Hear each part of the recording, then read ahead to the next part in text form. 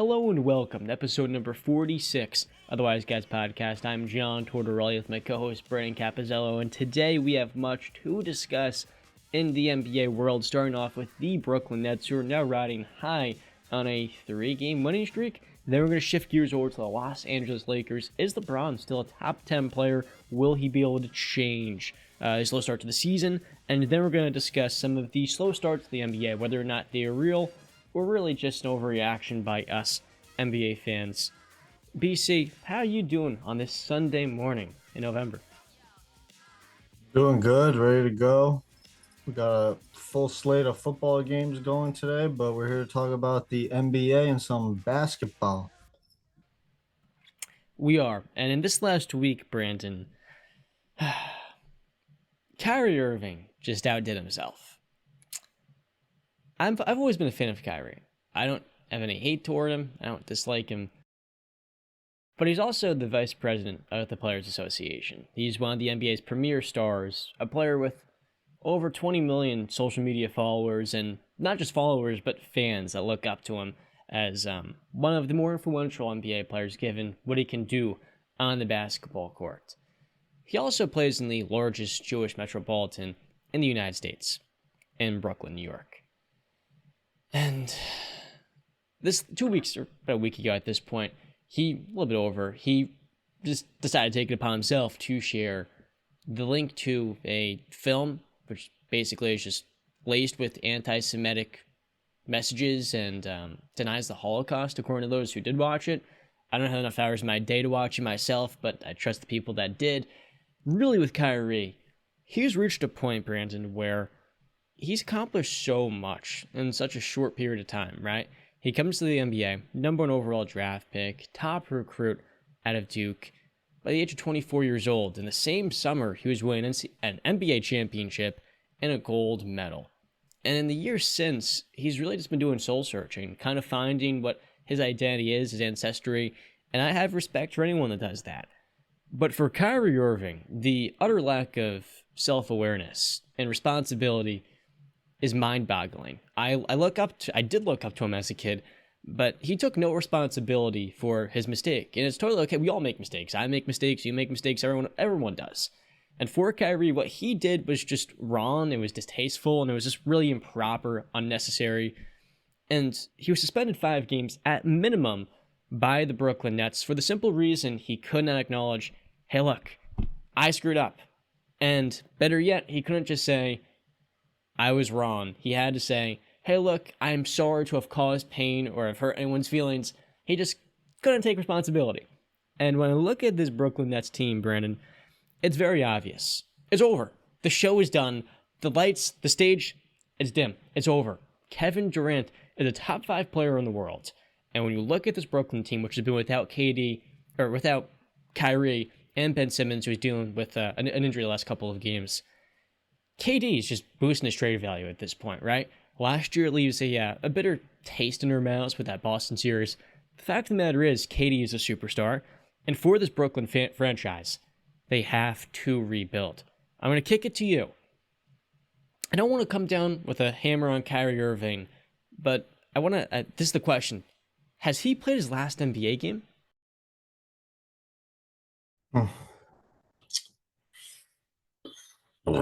Things are looking bleak for Mr. Kyrie Irving. I've been sort of outspoken on Twitter about these things that have been going on the past, I guess, week and a half, and I've basically just said, like, I mean, I've used much harsher words, but just screw Kyrie Irving at this point. I mean, the guy, for all he does on the basketball court, nobody's taking that away from him. He's still a superstar talent on the offensive end on the court, but off the court, this guy is just, he thinks he's the smartest guy in the room. He's got that type of personality. He thinks he knows everything over anybody else. And if you question him on it, he's going to play the victim card. He's going to say you're dehumanizing him and all that stuff. And it's come to the point where if this guy was, let's put it this way, John, you remember, you're a basketball guy. Myers Leonard should ring a bell. I believe it was 2 years ago that this happened. He was Twitch streaming and he said a anti-Semitic word to Jewish people, and the Miami Heat traded him to the OKC Thunder, and the Thunder basically said, "Yeah, you're not playing for us," and released him, and he hasn't seen the NBA court since, I believe. That's Myers Leonard. He ain't no Kyrie Irving. We understand that, and that is the way the world works. Sadly, but it is. If you have cachet, you can get away with more stuff. So if Kyrie Irving was take away the name, he's just he would have been out of the league. But man, I Have you seen his 6 benchmarks that are required to return to the floor? no, I haven't. Go ahead, read me those if there are. This really isn't too hard to follow, but if Kyrie doesn't want to, it's too heavy a task. The first is issuing a true apology for posting the movie, which he partially did, and I think people are really just looking for more decisive words than an apology. That because like you can be forced to apologize to somebody. Kyrie doesn't actually mean it. He's just being told to. He's like, okay, and probably having someone help him with like an Instagram caption they'll just slap on. It's the bare minimum. That's the first thing for basically saying, hey, look, I am not and I don't have any anti-Jewish beliefs. The second is completing an anti-hate cause along with the nets that will be sent to the Anti-Defamation League, and that'll be along with a $500,000 donation that the ADL initially denied because they thought his press conference was an absolute joke, which was very much kind of wild. Sean Marks later referred to him as, I think he had to kind of wind down. He was a little bit too emotional, basically. But Sean Marks, the own GM, is basically saying this. He was basically taking jabs at Kyrie behind his back, which wasn't a great look. The third step for Kyrie is completing a sensitivity training created by the Nets. The fourth is completing anti-Semitic and anti-hate training created by the Nets as well.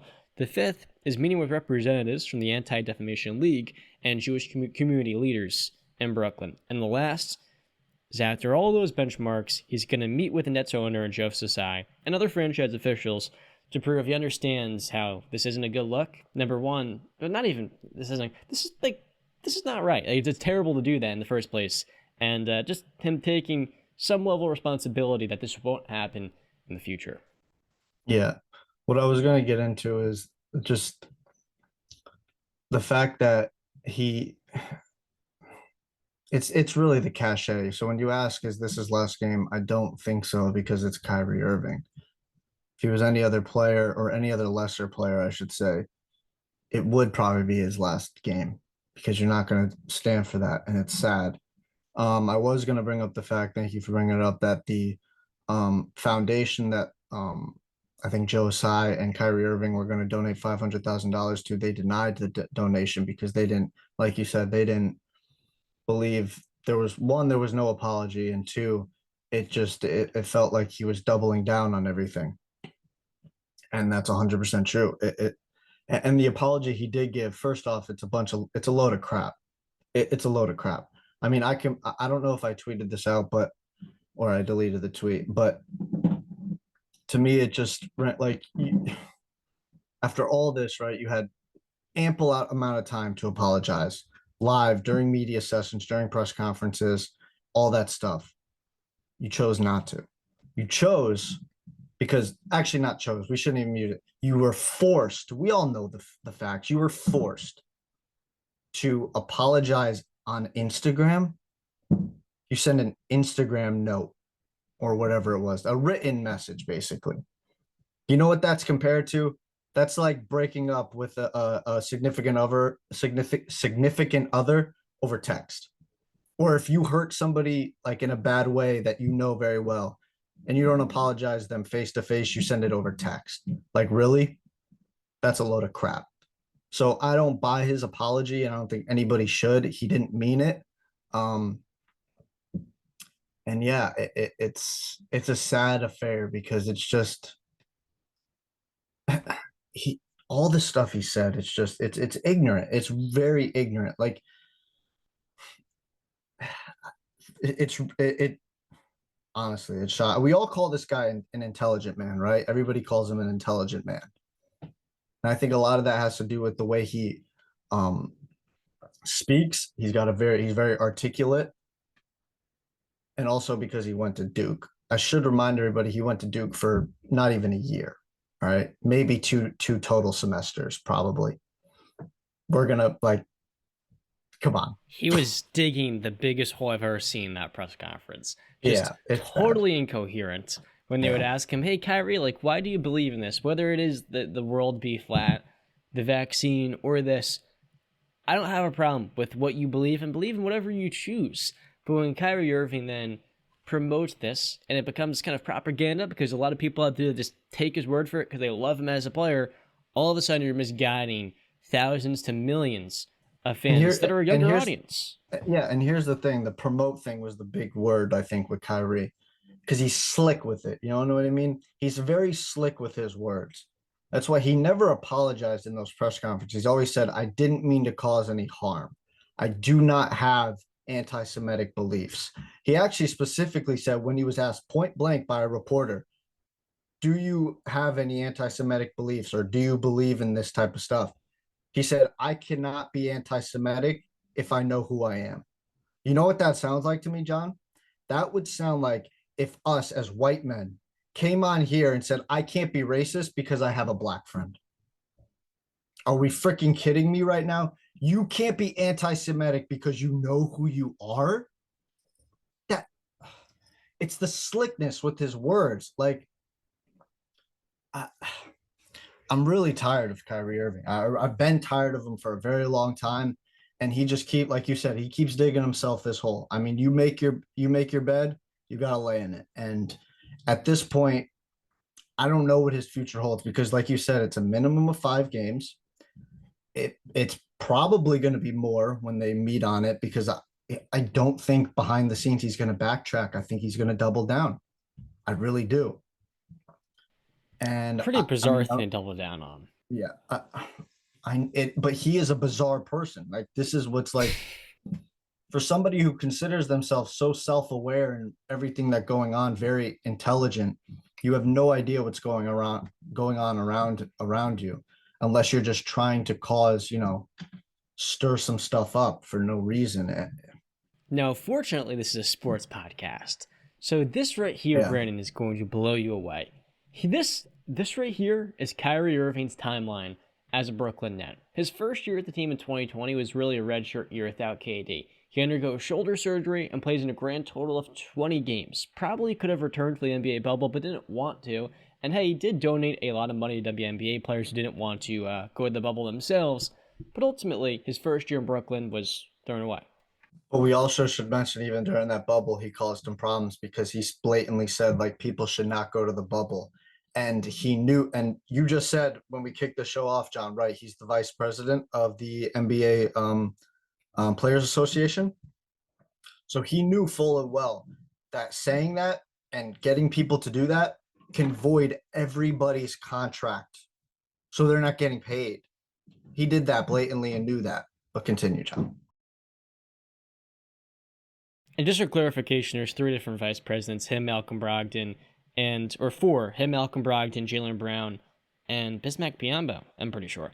So then 2021, Brandon, Kyrie Irving has one of the best years of his career, makes an All-NBA team, flat out phenomenal. But what people forget is they traded for James Harden because this guy literally took a leave from the team, a personal one, and then was seen partying. He missed almost 20 games that year for miscellaneous reasons, and he took multiple leaves at that. It wasn't just one, probably doing his soul searching. So they traded for James Harden because their second star in Kyrie cannot be relied on, and for Kevin Durant, given he's in the second half of his prime, he needed that star who can kind of take some of that responsibility off of his shoulders. Last year, Brooklyn has its mandate that if you don't have the vaccine, you can't play in the state. So Kyrie was going to only play in away games until the Nets said, actually, no, Kyrie, we're just not going to have you play to start the season. Then they realized by December, we actually kind of need him to play. So he decided to play in only away games. And by the spring, Kyrie kind of won that battle, though his team kind of lost a lot of continuity. And James Harden had been traded at that point. Why? Because he was dealing with a hamstring injury, and Kevin Durant was doing everything while Kyrie was at home. So his first 3 years in Brooklyn did not leave a good taste in our mouths. Not to mention the one year he did play very well and he got injured in the playoffs in the second round. And this year, Kyrie's had good games. His last game was pretty bad against another Eastern Conference team, forgetting off the top of my head. And now he's dealing with this. So no matter what it's been, Kyrie has found ways to continually miss games. And for the Nets, he is the reason why this failed. Right there. It's Kyrie Irving. It's not Kevin Durant, because Kevin Durant has held his end of the bargain. Last year, he was phenomenal. And then tore his MCL because of how crazy a workload he had. He goes down, and the team goes on a 10-plus game losing streak. Literally could not win one game without him. And for Kyrie, he wasn't really holding his end of the bargain given how much Brooklyn committed to him. And the Nets have done a lot for him, right? They move on from Kenny Atkinson. They signed DeAndre Jordan. And credit to Kyrie, he took a pay cut so they could sign DJ. They've basically given those two guys full keys to different moves they want to make. They've had them bring in different veterans. And the best part is, they were literally their own coaches. If KD and Kyrie want to play a full 46 minutes, they were going to, or a full 48. And if they want to come out of the game, they probably could have. Steve Nash did not have much of a say in that dialogue. The second layer of this topic, BCAP, is we know the Nets have to blow it up. It's obvious. Get the assets that you have right now for KD, and all of your draft picks owed to Houston, right? 2023 swap, 2025 swap, and then 3 firsts in 2024, 2026, and 2028. It stinks. But the fact of the matter is, the Rockets this year are a terrible team. If the Nets, let's say in theory, trade Kevin Durant to the Phoenix Suns, they get some young assets, and they start to rebuild once again, and they get top 5 draft odds, right? And they swap picks with the Rockets, right? So the Rockets, they finish with the 4th pick. They slide back down from the number 2 odds. And the Nets, they move up from like 6 to 1. You still have a top 5 pick. And best case scenario, Brandon, best case, if the Nets blow it up this year, they get assets for Kevin Durant, they cut their losses, and they start to rebuild the culture that was ruined by the stars they tried to bring in to take them over the top. They try to skip a step in the process by bringing in stars that weren't homegrown. All of a sudden, you have the opportunity in the draft to acquire one of those players. The best part is he's going to be 19, 20 years old. You get to develop that. And for this front office, there's no better way to move forward from this. You have to cut your losses. And most of all, get what you can now for the one asset you do have in KD. So will the Nets do this? So would you say, I'm going to ask you a couple questions. So cut your losses, are you basically saying trade away their 3 best players, Simmons, Kyrie, and KD? Ben Simmons is no trade value. He might be probably the least valuable contract in the NBA. So you'd have to hold on to Ben. Hope he can continue to play better off of the back surgery. For Kyrie, no one wants him right now. I don't think even the Lakers would be interested in bringing him in the middle of the season, given the concern that could create. Kevin Durant is the only tradable one. Yeah. So, I mean, here's the thing is that we know the news about Ime Udoka is coming. He's going to be apparently the new head coach of the Brooklyn Nets. I don't think you bring in Ime Udoka if you're going to blow it up. So I think they're going to ride this out. We'll see how it goes. I believe in Ime's skill set as a coach and being it. I mean, he showed it in Boston that he was able to rally the troops, get them to buy into a system, get them to buy into playing defense and sharing the ball. I think this one is going to be much more difficult because those guys were younger guys, Jaylen Brown and Jason Tatum, people that you can actually kind of mold and they will still really, they're not stuck in their ways. Kyrie and KD are different. They have their style of play and they're not really going to change their style of play. Can you get that? I think KD will be fine buying in to a ball movement. I mean, he was in the Golden State Warriors system. He said he loved it. It was his most fun time playing basketball. He's openly said that. Kyrie, it's going to be a difficult one for Udoka. I do not envy that man to taking on this job. But if anybody can do it, I guess Udoka can. So we're going to have to see. So I don't think they're going to blow it up just yet because I think you don't bring in Udoka if you're going to blow it up right away. You and I are on 2 completely different playing fields here. So thank you for mentioning that because I completely skipped the craziest part about all of this. You're hiring Ime Udoka. Why do you think Ime Udoka is available? The Nets apparently did their due diligence in 12 hours. The fact of the matter is, the Nets now, I saw a great article, are sacrificing morality. So, literally mere hours, days after Kyrie Irving basically defending himself for his right to post and promote anti-Semitic beliefs, you're bringing in a head coach who was suspended an entire season by the Boston Celtics. The NBA has to step in here. You can't just, cross the waters. Oh, you can't be a coach in Boston, but guess what? The Celtics can have you field an interview with the Nets, and next thing you know, 6 weeks later, you're coaching for them. That's how this thing works. And for Udoka, look, I get it, B-Cap. He was suspended, and he's doing what's right for his career. He has to look out for himself and his family. But at the end of the day, you just quit on your players. As a former player myself, and I didn't play at the collegiate level, if one of my coaches said to me, dude, I lost all respect for you. If you're going to, in the blink of an eye, do something wrong, hideous, off the court, the reports, we don't know the full story, but based off of it, they're ugly, and to basically get suspended like that, in and of itself, you're laying down your players. You're setting the wrong precedent. And now you're going to leave them instead of waiting a full year to kind of serve the mistake that you made. You have to pay your due. You wait a year, and the Celtics ideally would bring him back. If he shows, hey, look, I've developed and improved, and, the off-the-court issue that was there.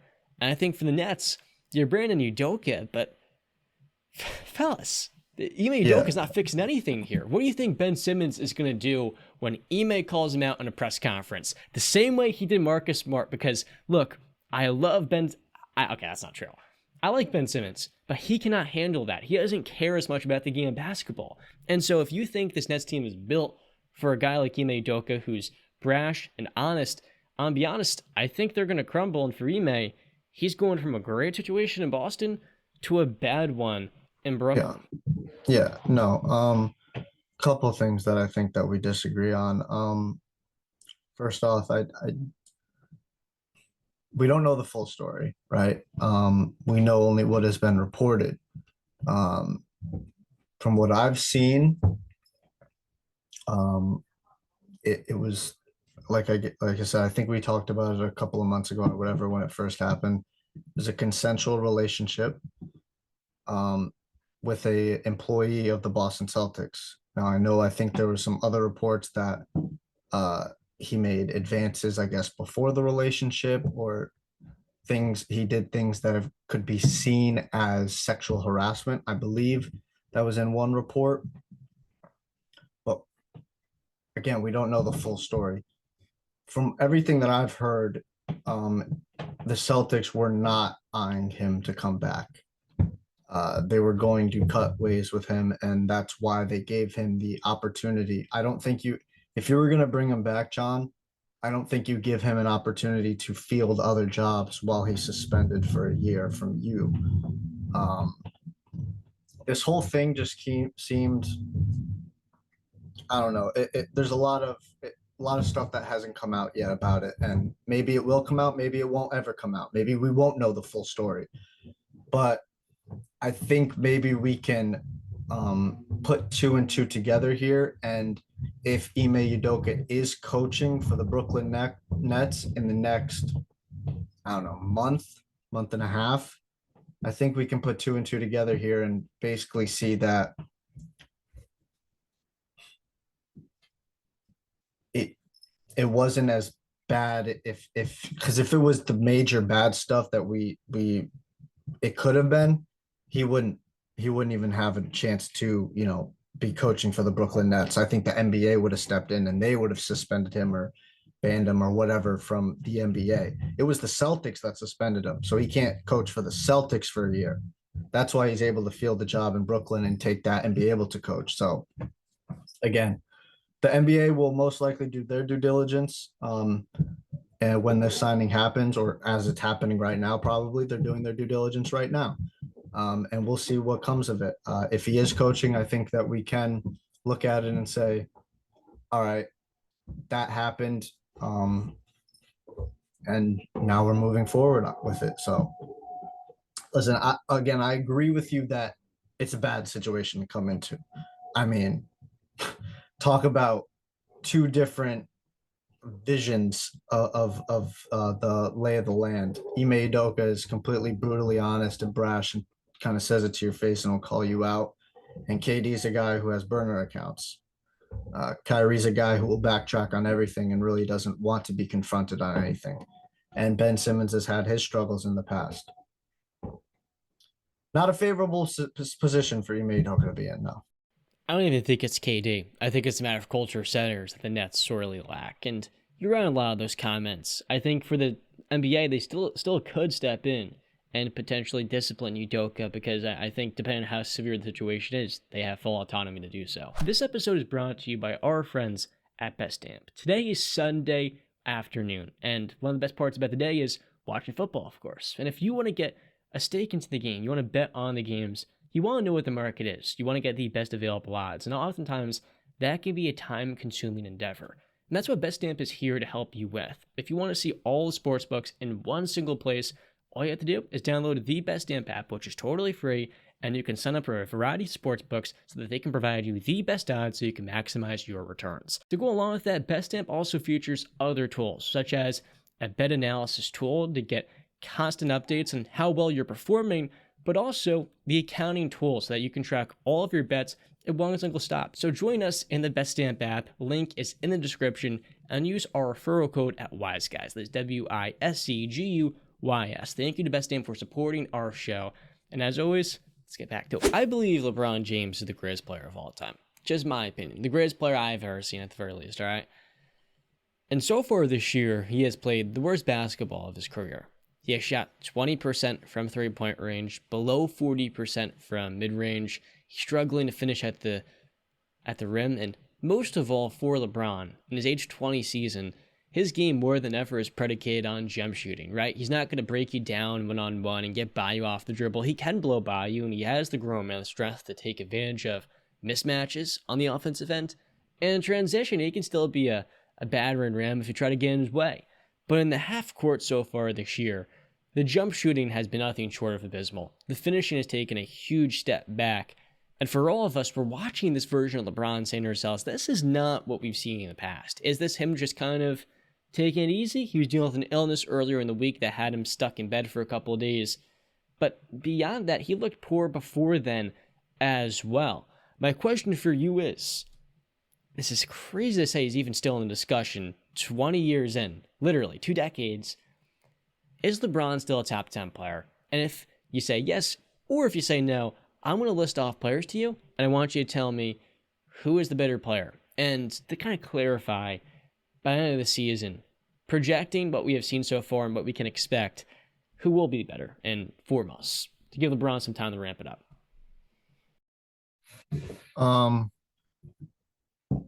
Yeah, so I do think LeBron is a top 10 player still. Whether that be, I don't know, John, can you hear that? What's going on right now? Mm-hmm. All the noise around. Okay, yeah, I apologize for that. So I do believe LeBron is still a top 10 player. Yes, he is struggling so far this season. Not playing his best basketball, obviously, but I think that the Lakers situation in its entirety has been a mess, and it's been a mess for the last couple seasons. So, if you want, yeah, go. So go ahead, list off your the players that you want to list off. Okay, are these players better than LeBron James? I don't think LeBron is still top 10. BCAP does. First one, Giannis Antetokounmpo. Probably take Giannis right now, yes. Steph Curry. I'll take Steph. Nikola Jokic. Is it?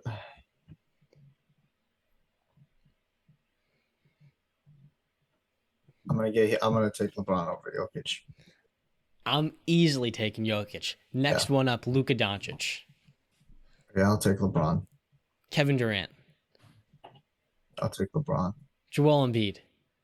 Take LeBron. We're talking about 2022 LeBron, not 2020. This is him right now based off what we've seen. A guy that struggled offensively. And defensively, he just can't put in that same. And projecting, and we're projecting too. So I believe I'm projecting that he will, get it together, get healthier, and be better throughout the season too. Okay. Kawhi Leonard. Kawhi, not another Kawhi guy, but he hasn't really played, so I'd have to take LeBron over Kawhi right now because he hasn't. Tatum. Played. I'll take LeBron. Paul George. LeBron. Jimmy. LeBron. Dame Lillard. LeBron. Brandon Ingram. LeBron. Pascal Siakam. LeBron. Anthony Davis. LeBron. So you think LeBron is going to be a top 10 player right now this year? Push comes to shove. Yeah. And Woo! the first two you said, like Steph and Giannis. I'll give it to Giannis right now. I do believe here's my thing with the best player in the world right now. I think it's an uncrowned one. I don't think there is a undisputed best player in the world right now. You see Do you see what Giannis is doing without Chris Middleton? I understand Giannis. He's there. Like, he's one of the guys reaching for the crown. It's just here's how I look at it, and it might be wrong. He's got the crown in the backpack, my man. It might be wrong-headed by me. It's just the last couple of seasons. So LeBron won the championship in 2020, right, with the Lakers. And he was still looked at as the best player on the planet at that point. The last 2 seasons, he has been injured, and I don't believe he has been able to defend his crown, so to say, right?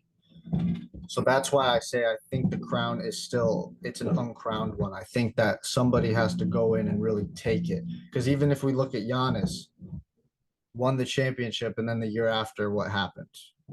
We all looked at Chris Middleton was down, but when you're looked at as the best player in the world, you have to take your team over the top.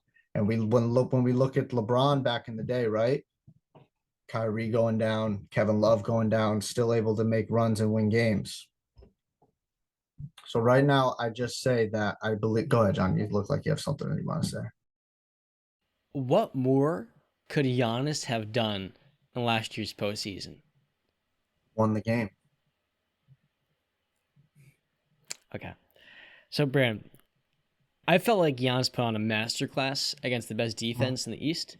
Mm-hmm. And when you compare the 2016 Eastern Conference to the 2021 and 2022 Eastern Conference, it is night and day. You've talked about how those Atlanta Hawk teams with Mike Budenholzer, those Raptors teams with Dwayne Casey, and even those Chicago Bulls teams with Derrick Rose's injuries, they were never that serious of a threat individually. Talk about the Boston Celtics. With their coach, their star talent, and their depth, the Philadelphia 76ers, who have a top 7 player in the world and a lot of perimeter talent, and then the Miami Heat, a team that always overachieves. This Eastern Conference is so much better.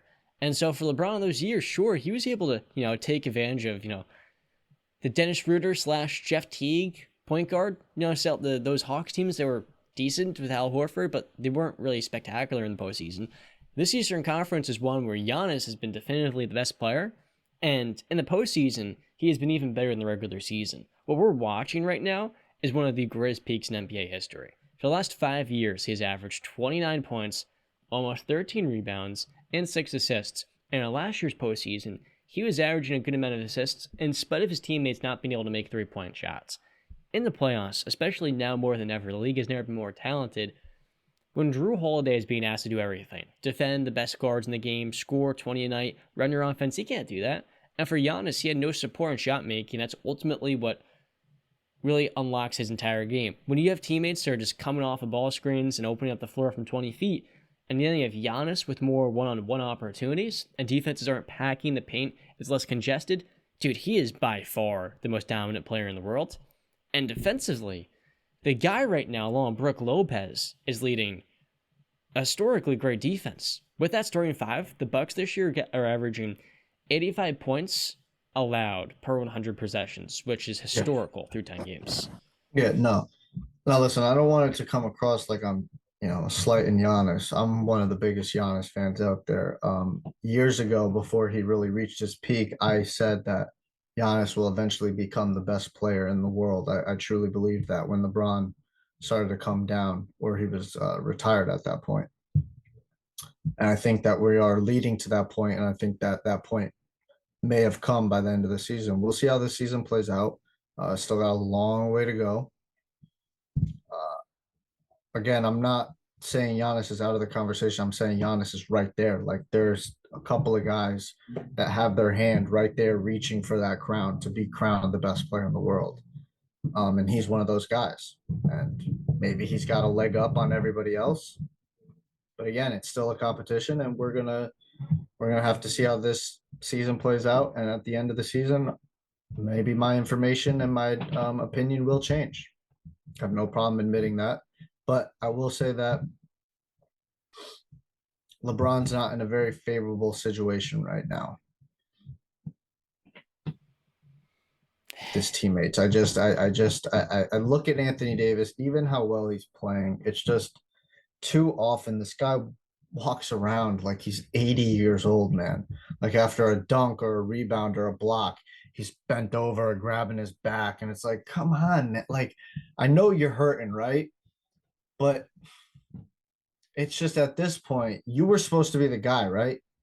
Was Let's that not not the do this plan? again. Let's But not. again, but that was the plan though, We John, know. was it not? He can't. He has no He mobility at can't. this Yes, he point. It's can't. okay. That's what I'm getting to. He can't be the guy. That's what I'm getting to. So You got to move we all past that. we do, but maybe we need to look at the fact that we were saying we got to trade Russell Westbrook. Maybe we were not looking at the other guy, and we might need to look at trading Anthony Davis to get LeBron some real, help that is not going to be labored the entire season. And is he going to be there in the postseason? We have no Probably idea. not. But he's been their best player. And you said maybe Russell Westbrook wasn't the issue. He is. Oh no, I never said no. I didn't say The that. I said main, the maybe we only. should be looking at also Anthony Davis Yeah. is what I should have said. The Lakers have many problems. And right now, Yes. Darvin Ham is doing an impressive job with Russell Westbrook, moving him to the bench. And what he has done is made a demotion into a promotion for a player in Russell Westbrook who had the joy of basketball stripped. Whether it was the media's pressure, the market, and the expectation, and just the matter he played bad last season. It was a bad fit in a place that he wanted to go to. He asked for a trade to the Lakers when he saw, hey, this team's looking at DeMar DeRozan, but they're not quite sure if they want to give him this little bells and whistles. They go, send me there, Washington, and he gets to go there. So far this year, it hasn't been perfect, but in his last 3 games, he has firmly entrenched himself in a discussion of guys for 6th Man of the Year. Been phenomenal. And it's no surprise. I like Frank Vogel as a head coach. I thought he built a good system.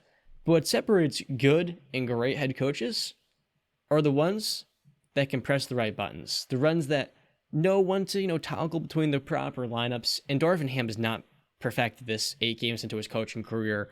In their previous game against the Pelicans, he had one poor lineup decision at the end of the fourth quarter that could have given the Lakers, if they just put a couple of shooters in the floor, a chance to win the game in regulation. But there's no shooting, and it went to overtime, where eventually Darvin Ham puts in a shooter, and Matt Ryan, what happens? He hits the game winner.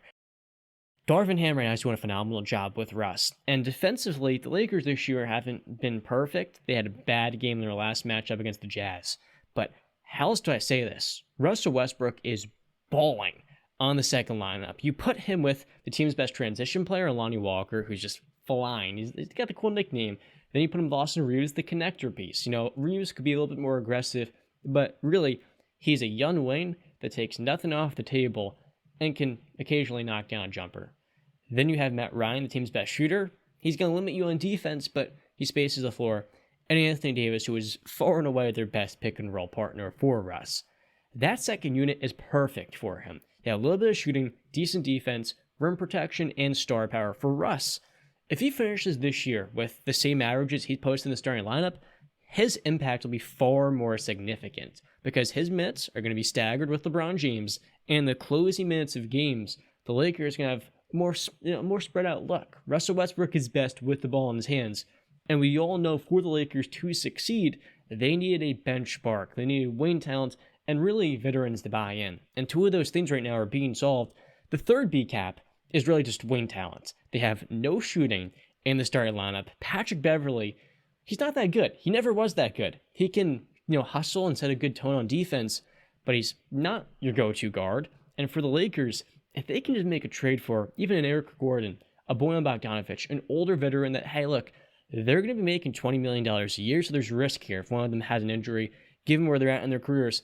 But a Bojan would literally make this Lakers team a contender. That's how I look at it, because the Lakers right now are one true piece away. Now, Bogdanovic, He's not a great transition player. That's kind of what the Lakers are looking for currently. A transition wing that can make shots and will buy in on the defensive end. But I'm telling you right now, Russell Westbrook is playing with joy. And that right there is the biggest wild card with this Lakers team. He's playing well. And when that is happening, you have a bench that's going to consistently outperform against other second units.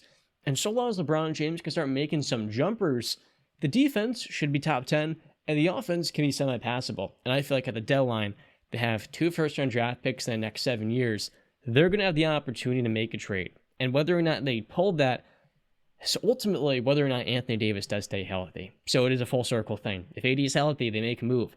If he's not, well, the year's over. Yeah. I agree with you. I mean, what a shocker, right?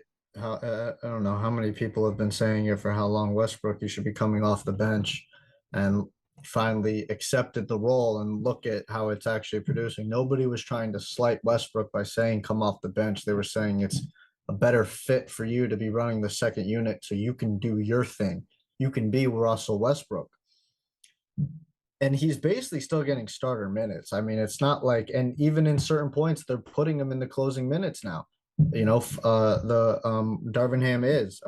I know in one of them he pulled him out during one of the closing minutes. But listen, if this can continue, because I've always said this about Westbrook, it's the situation he's in right now. I don't think what Westbrook is really different. I just think that there's been more of a focus point on him because he's in LA and he's playing next to LeBron James.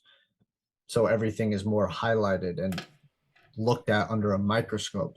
He was doing the same thing in Washington. Like I said, if he gets traded and he goes to, like, let's say, I don't know, a Houston or whatever, a bad team back to Washington or whatever, I think Russell Westbrook could easily average 20 plus a game, 8 and 8, easily. But is it going to equate to winning at the end of the day? That's the whole thing. And right now it is. I mean, they're only 2-6, but at least they've looked better over the past couple of games. LeBron definitely, yes, you're right, has to clean it up. Like I said, I think he'll be able to figure it out. I mean, I think we both have faith in LeBron James to figure it out. Anthony Davis, I don't know what to say about him anymore. I mean, it's a bad visual sight when I'm looking at a guy who's in what is he, 28, 29? 29 years old. You're in your prime. Like, that's the literal middle of the prime, 29 years old. For a guy like him, it's not. But it is, John. That really is. For an injury-prone 7-footer? No, because he should have been, because guess what? He should have been working on his shooting ability. Because now at this point, you could actually have a trusty mid-range shot. And look at him right now. Look at those shots from I mean, he's shooting well at the foul line, 82%. That's good. Okay, that's good because, I mean, big step. Yeah, he's had a couple down seasons, if I'm not mistaken, and it's he's taking some notes from Russ over there for the last 2 years. Westbrook in November, he's 100% from the free throw line, 5 for 5. You know what my thing is with Russ, real quick? He's not averaging the rebounds, and I love saying that. Rebounds for point guards mean nothing. Yeah. I'm tired of people saying like it's revolutionary what he's done with the triple doubles. He's averaging 6 rebounds a game right now and making a larger impact than when he was averaging 11 and a half. Because defensive rebounds don't matter. Offensive rebounds can make a huge difference. And that game a couple nights ago where he had 4 of them, he single-handedly took the Lakers to another level in the second half of that game. If he's grabbing 2 or 3 offensive rebounds every other night, dude, I'm telling you, that is something I'm going to praise. But these stupid defensive rebounds, I don't care. But you get to continue. No, I mean, listen, you're not going to get an argument from me about rebounding point guards. I mean, it's not the biggest deal in the world. I think it's just a stat that people look and they're like, wow, look at that, 10 rebounds, you know? I'm rooting for the Lakers. Listen, I've always said that the league, any sports league, is better when the big markets like LA, Boston, New York are doing great. And I'm going to root, because right now both LA teams are not doing very good. But I think both teams will be able to figure it out. But I think we'll get into the Clippers in a little bit. And yeah, you may owe the Lakers a little bit of an apology because Anthony Davis is also posting the highest total rebounding average and percentage and per game since his last year in New Orleans. So I he's don't know averaging him no 11. apology. He just said that a good job. You're doing what we want you to do. You should be an 11 rebound guy. You should be. He's doing it, and he's playing. The reason why is because he's playing center. He's not playing the 4. So that's ultimately the Oh, biggest good. He's difference actually here. buying in instead of being like, oh, I'm not a Well, five. he kind of has to play the center because he's He so immobile does. right They now. don't That have. They if you don't play him at have the anyone. 4, They it's got going to ruin the nobody at spacing. five. Well, If it's a they had combination of Miles, those two if things. they had Miles Turner, okay, you could play the 4. And Turner will get hurt within Yeah. 5 If they games had himself. Dwight Howard or JaVale McGee like they did in 2020 during the bubble, you could play the 4. But AD, Sure. you're the 5. So you alluded to your Los Angeles Clippers. BCAP, you had them literally win the NBA title this year. Yes. And so far, Kawhi Leonard's story this year has been the most bizarre thing. Regular occurrence in preseason, coming off a partially torn ACL and the surgery, reconstructed. And then this year, he's only playing 2 games. It's not like he started. He came in the second half on a weird minutes restriction. I didn't know what the difference was, because why not have Kawhi start the game opposed to coming in when you're already down by double digits? And then he's missed the last 7 games. And so far, this Clippers offense, dude, it has been bad news. And I love the personnel that they have. But I was kind of telling you, man, a lot of these wing players, they're a little bit, they're older. Rapper Covington, Nicholas Batum. And then you look at all these guards, John Wall. I think Reggie Jackson is still thriving off the playoff run he had in 2021. Is Reggie Jackson actually a positive for the Clippers? I'm not quite sure. And then Norman Powell as well hasn't been at that level where in Toronto, he was one of the best 6 men in the NBA. I'm going to ask you, the most important thing with the Clippers is, Justin and I talked about it at length, they need a healthy Kawhi and a healthy Paul George. And this has been the most bizarre thing coming off an ACL surgery that I've seen in quite some time. Jamal Murray had an injury a little bit before Kawhi, and he's just come back in a regular minutes restriction. We'll sit out back-to-backs, and that's it. I want to ask you, with Kawhi, are you getting concerned? And is it time to be worried about the Clippers, given what we've seen health-wise? No, no. But I do agree with you and Justin's sentiment about, this team is going to go as far as Kawhi and Paul George go. But no, I'm not concerned at all. I don't think you should be shocked if you know Kawhi Leonard's history at all with injuries. He's always been one to take it easy and take it slow, rather lead on the side of caution. So with me, I'm fine with it. As long as he is healthy and ready to go for the playoffs and down the stretch, I see no problem with the sitting out. He's taking care of his body. He knows his body better than anybody else. So yeah, I'm fine with it. And in terms of the team not playing as well together and the older, again, I think we get caught up in the regular season a little bit too much. This is not how the Clippers team is going to be playing deep in the regular season and into the playoffs. I think we can agree on that. These older guys are veterans for a reason, and you have them on your team for a reason, because they have experience and they know what to do in the most meaningful games of the season, and that's why you have them on your team. Wasn't that the Lakers calling card last year? Experience? Yes, 100. But again, you can't say because last season it didn't work for the Lakers. If you look at LeBron's entire last decade, what has he surrounded himself with? Veterans: Ray Allen, Shane Battier, Mike Miller, and then we go to Cleveland. J.R. Smith, Amon Shumpert, George Hill, Larry George Hill. Nance. Larry Nance was a younger player at that time, Yeah, but he's 24. I love Larry Nance. And then to the don't Lakers, discredit him because of his age. no, and then the Watch Lakers, you got Rondo, JaVale McGee, Dwight Howard, KCP, those Danny Green at one point, those guys. He's always had the veterans because those guys know what to do and they've been trusted, and LeBron trusts them in late game situations, in the most meaningful games, to do the right thing, do your job, and make the shots when I throw you pass you the ball.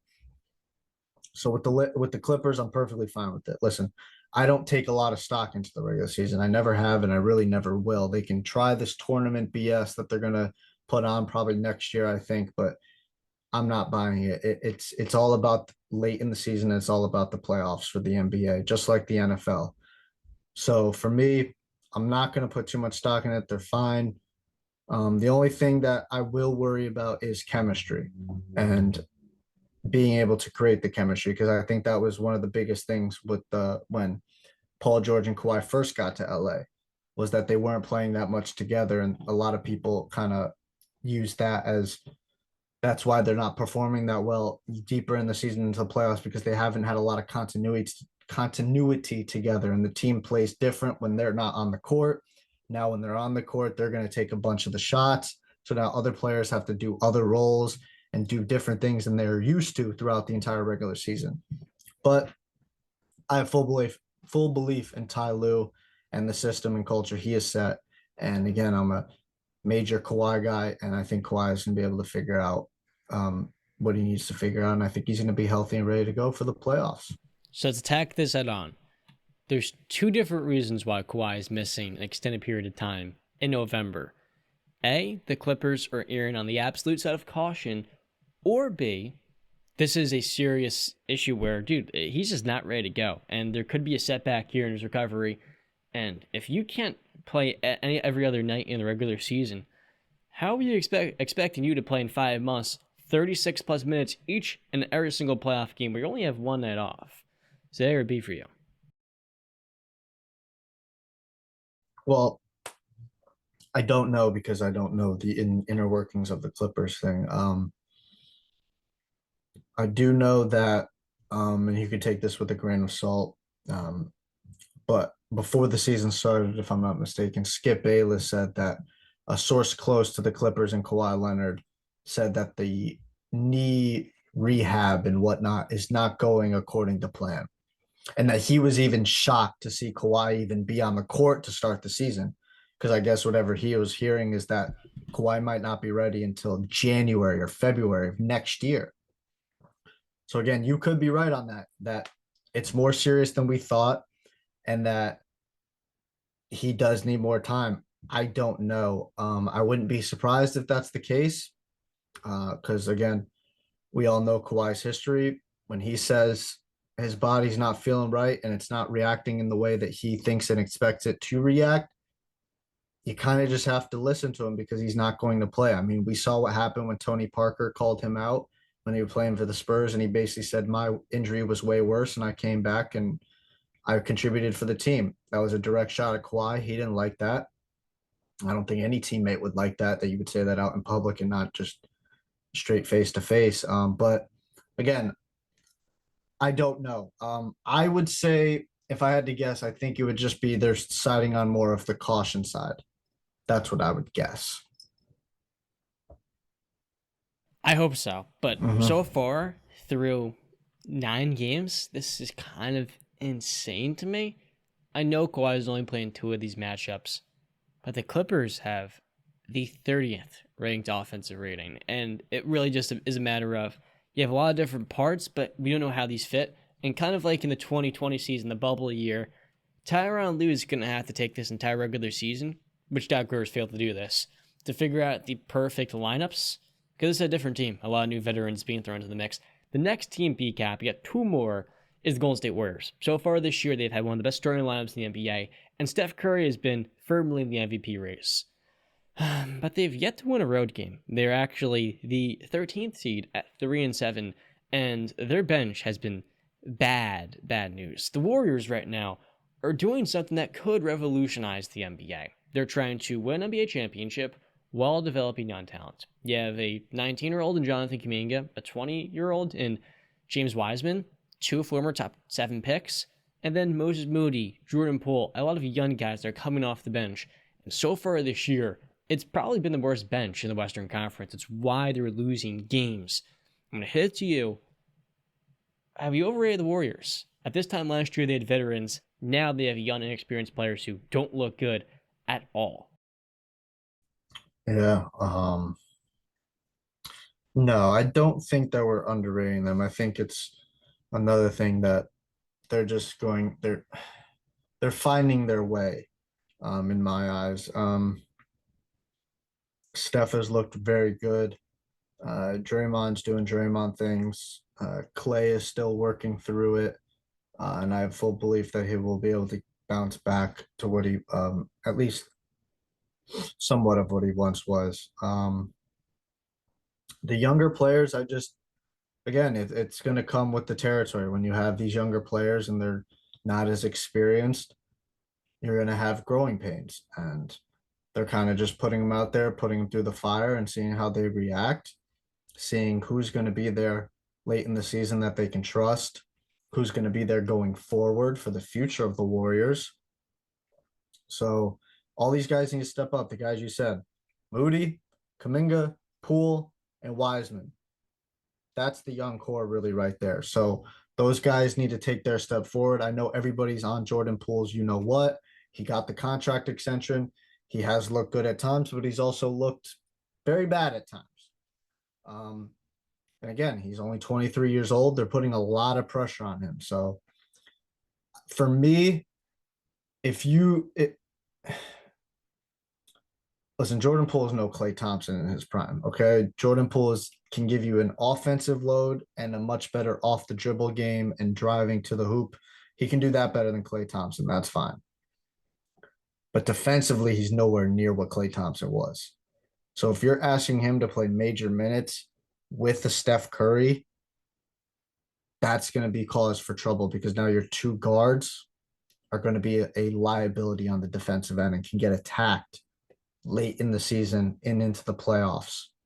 That's going to happen, John. They're going to attack those guys. They're going to attack Jordan Poole and they're going to attack Steph Curry. That's what they've always done.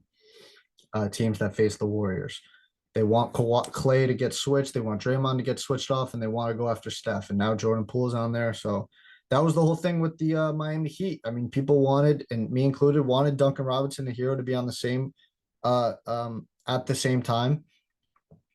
And it was just not really going to work because they're two defensive liabilities, and you can't have two. You can have one defensive liability on the court, right? That you can get away with that. But having two, you're playing with fire. I think you got to watch your words here because Steph Curry is never been. He is not a defensive liability. There were moments in his past, but if you've been the one constant mainstay in the backcourt through years of top 5, top 7 defenses, it's safe for me to assume even the playoffs and teams are going to attack you because of the load you carry offensively. Dude, Steph's a good defender. Sure, he's 6'3", so he's limited, but I wouldn't consider him a liability. Jordan Poole, yes, his defense is usually bad news, but I do think he's only in his fourth season, just entering it. He can get better on that end. And I feel like with his good footwork, decent size, 6'4", he can defend passably. In the playoffs, it could be an issue still. But yeah, you did hit on a very good note there. Yeah. The biggest issue with the Warriors is they missed the James Wiseman pick. They had a very clear need at center because Kevin Looney could not stay healthy for them. So they went with the best center prospect that was supposed to be an immediate upgrade in the starting lineup. But James Wiseman was just the totally wrong pick for the Warriors. They should have moved it. Unfortunately, it wasn't a great draft class. If you have the trade asset of LaMelo Ball, sure, his value is not going to be raised in Golden State the way it was within a year in Charlotte, but the Warriors really put themselves in a rough situation. If they get Anthony Edwards, let's say, in that draft class, the first overall pick, I think we're looking at this team as the most ridiculous squad in basketball. Maybe Anthony Edwards didn't develop, sure, but James Wiseman just can't play. And when you take a guy in the top 3 of the draft, and there's no signs in the long term that he can close a game for you in the playoffs, you just missed on the pick. The center position is the least valuable one in basketball. There's literally no need to take them in the top 3 because the only ones that are worth that type of draft compensation are a Jokic or an Embiid level talent. And those guys don't grow on trees. Those guys don't grow on trees. There's exceptions, a Cats or a Bam Adebayo, let's say. But at the end of the day, you're going to take a Devin Booker over those guys because they don't limit you as much on the defensive end. You know, Trae Young, you can hide him no problem with the Clint Capella and you'll be just fine. You can't hide Karl Anthony Towns defensively. So the Warriors, a franchise that is so smart, just took one critical misstep in one of the biggest parts of the way. And I think right now they're up a tough alley with James Wiseman. I don't see him really developing until a lot. Yeah. I mean, I've always said they don't need him to be like a star talent. They just need a guy who can rim protect, grab rebounds. That's just be a big guy, really. Yeah, no, I'm gonna. I don't. I think you think the Warriors are still gonna be in contention late in the season. I think you think they're gonna get it figured out. I don't think we're ready to sound the alarm, as we say, press the eject button on them. I think that they're going to figure it out. They have the culture, they have the players, they have the coach. You got all that. I think eventually they're going to figure it out and they're going to get it all together, and it's going to be just fine with the Warriors. Well said. Last team, Brandon. Your I had team, your boys.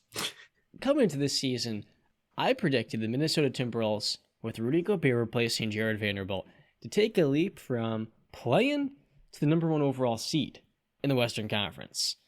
And so far this year, BCAP, where do I even begin?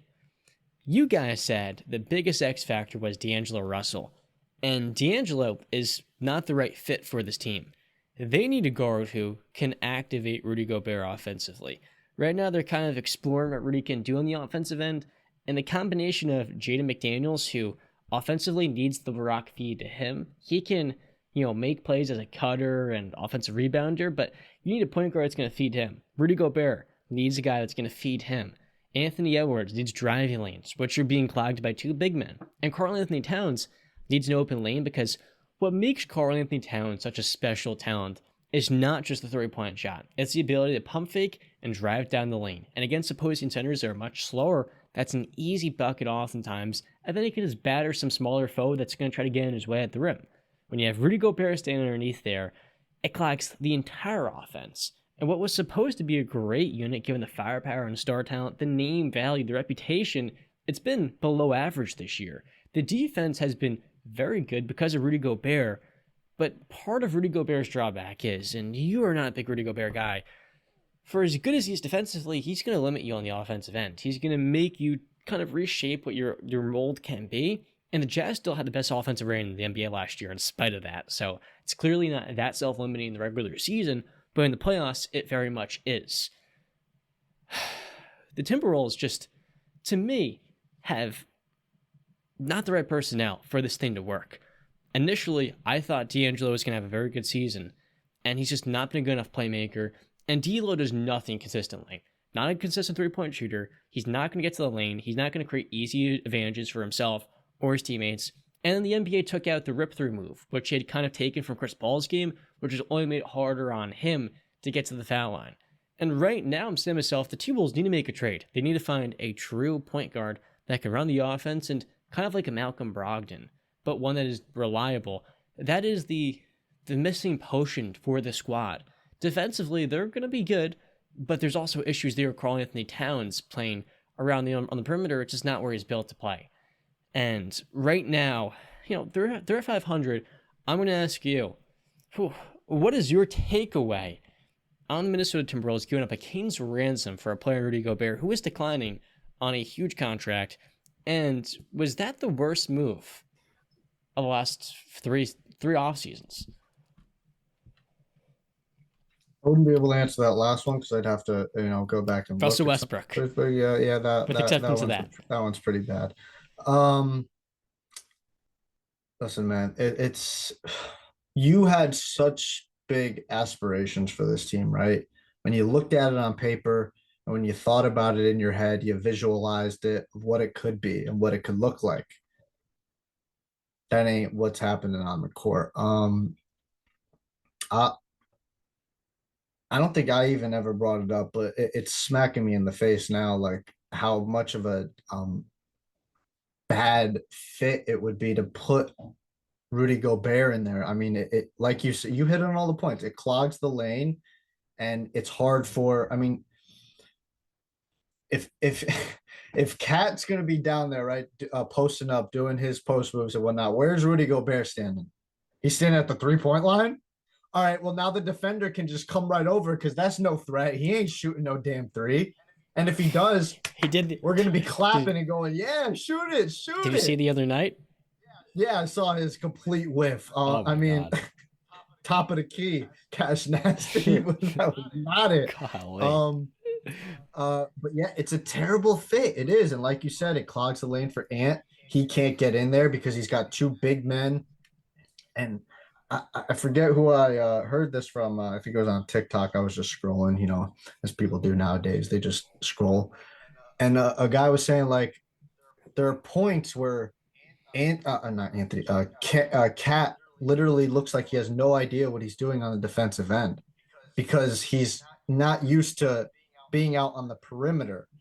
And now Rudy Gobert's down there. It's just, it doesn't fit. Like, it's not like I mean, you remember I think, what, season and a half we got of DeMarcus Cousins and Anthony Davis? It's not like that because both those guys could stretch the floor at that time. They could shoot mid-range and the 3-point shot. These guys, it just doesn't fit. I mean, Cat can do that, but Rudy Gobert ain't giving you nothing. It's not fitting. I don't know if D'Angelo, I mean, you would probably know more because you've watched them more in depthly this season. But again, it is the regular season, so I think you should take that with a grain of salt. But I don't know if D'Angelo Russell is the guy you look at and be like, you are the main problem. I think it's the entire team is just not a fit, and Rudy Gobert doesn't fit. Um, don't think they're going to blow it up because that would look so bad on your point to just be like, okay, we're good because you're not getting back. How can you blow it up? Yeah, you can't. So you got to stick with it. I guess you're probably right. They're probably going to look at D'Angelo Russell and me. I don't know who you would go get. There's no like Rondo guy out there that you can, say that can orchestrate the offense, unless there's not a name that's coming to my mind. But yeah, I don't see number one. I don't think you see number one seed anymore. I'll throw that to you. Do you see number one seed? With the hole that they dug themselves in, and they're only 5-5, but in the Western Conference, no. But here's the thing. I have a couple silver linings if you're ready for them. You ready? You talked about that Pelican team with Boogie and AD. Their assistant coach was Chris Finch, their current head coach. And that's part of the reason why I bought on this team. I think Chris Finch is an excellent offensive mind. And if there's anyone that's going to be able to toggle between the right lineups and the right looks, the right rotations, the TWolves still have a lot of talent off their bench. Naz Reid is a player this year who's been very good for them. Jalen Noel's the spark plug that replaced Malik Beasley. Hasn't played his best ball. There are guys who can bring firepower. And right now, they changed their entire depth. Their entire bench is much different. And right now, it's going to take some time. It wasn't going to be a natural fit. The second silver line is BCAP. Last year, the T-Wolves started the year 4-9. And people are saying, what is wrong with this T-Wolves team? You have all this talent and you can't win games. Well, they ended the season with, oh, sorry, I just hit my mic right there, 46 wins. So they start 4-9, and they finish 42-29, which is pretty good. And they even pushed the Grizzlies nearly to 7 games. The biggest takeaway right now is they just need time. This is a young team. Is Karl-Anthony Towns truly a top 20 player? I don't think so. But Anthony Edwards is going to get better. I have really no doubt in my mind he's going to continue to find ways. But right now it's a matter of him developing his in-between game. Because if the rim's kind of being taken off the menu at times, and the three-point shot's not always consistent, what is Anthony going to do in that one middle layer? Where he's going to be taking shots, he's going to be dribbling into that area. How can he navigate through and around traffic? And really just get his own looks there. That's going to take him from very good to elite. And this T-Wolves team, they won't be a number one seed if he is not elite.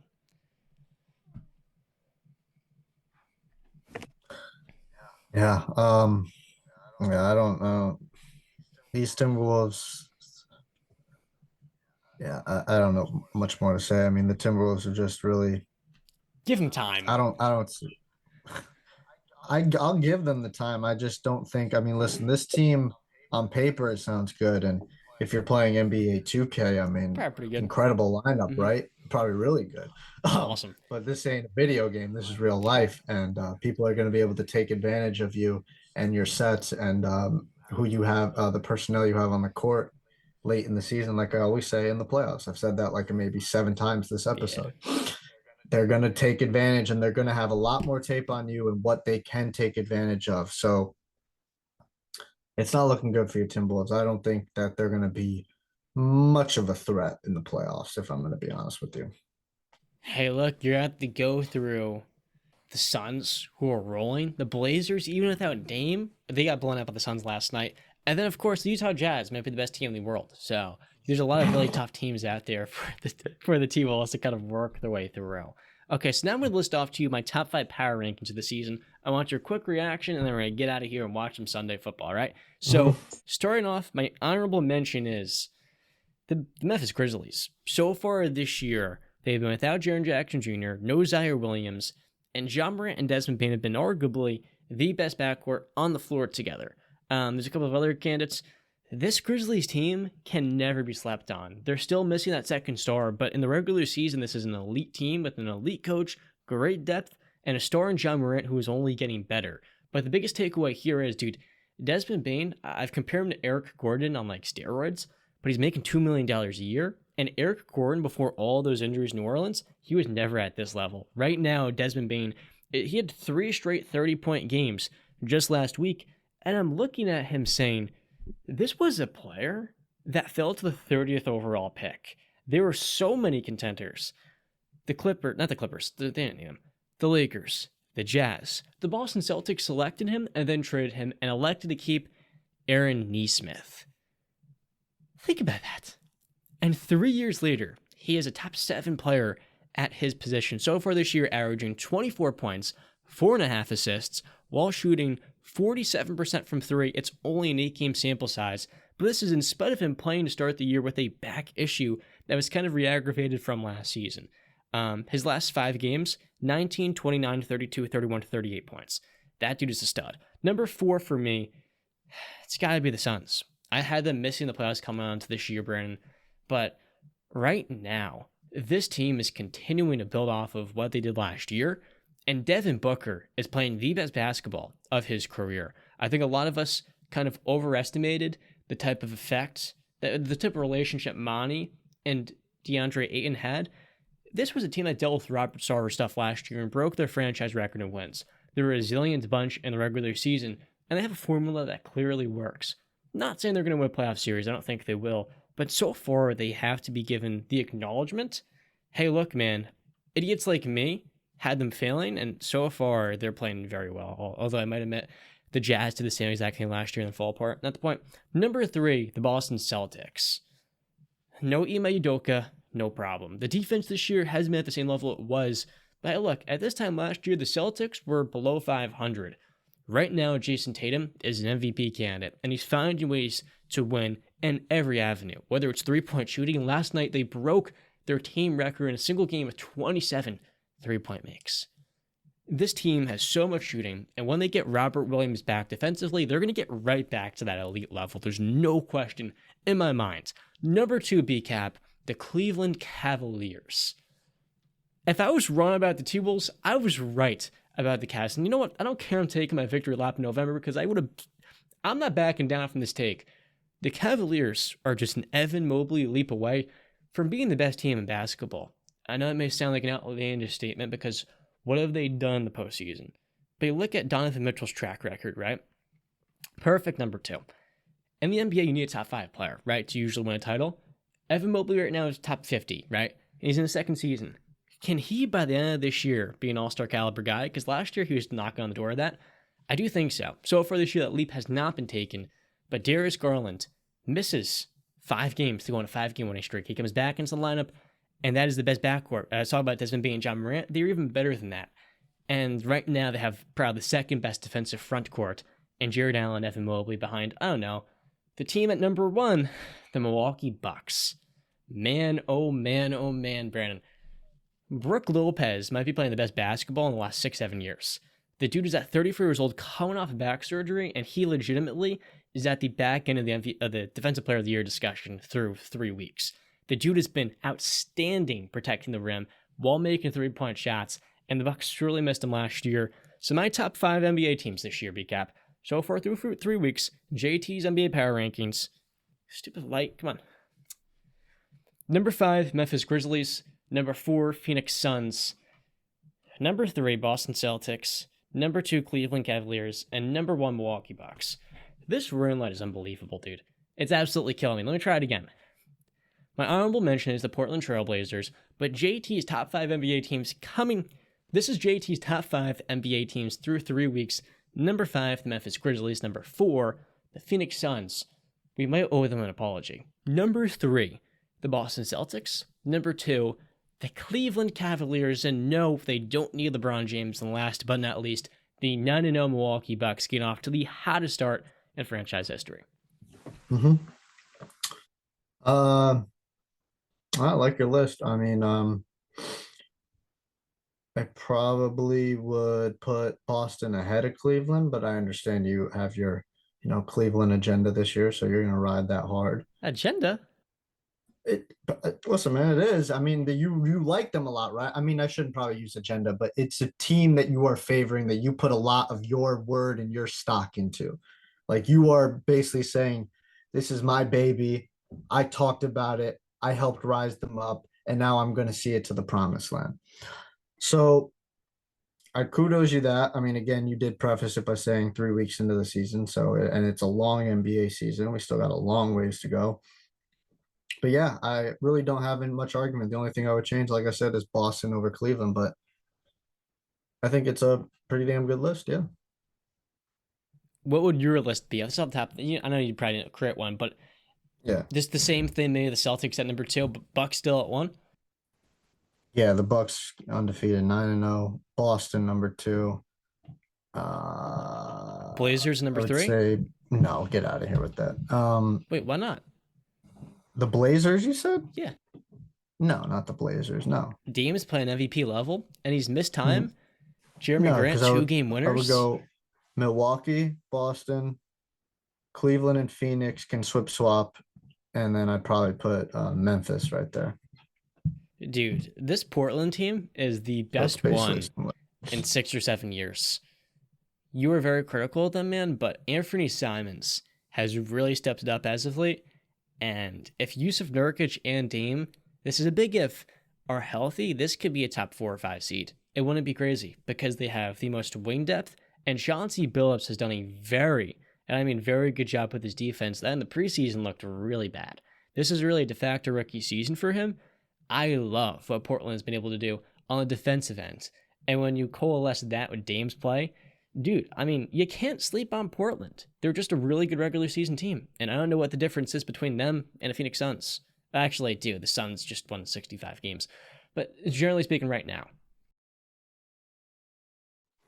Yeah, no, but the key word you said is they're a regular season team. So again, I think if they were to make it to the playoffs, I think they would be very much exposed. Until Shane Sharp breaks down to a superstar, that is. Yeah, but I don't see that happening very soon. I'm going to break this damn light. With all that being said, thank you so much for watching and staying to the very end of episode number 46. I'm John. This is BCAP. Be sure to check out Best Stamp. Link is in the description. And as always, we'll see you next time. Stay classy.